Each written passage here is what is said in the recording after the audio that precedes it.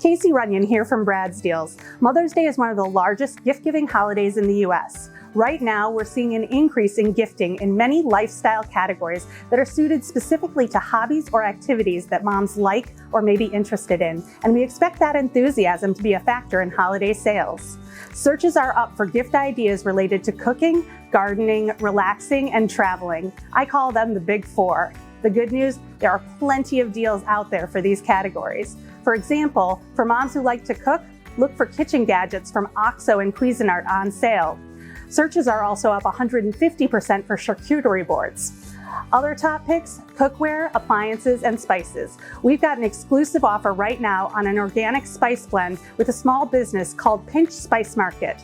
Traditional gifts like flowers and jewelry and handbags are also big winners for moms, but the key is to buy early and watch those shipping deadlines.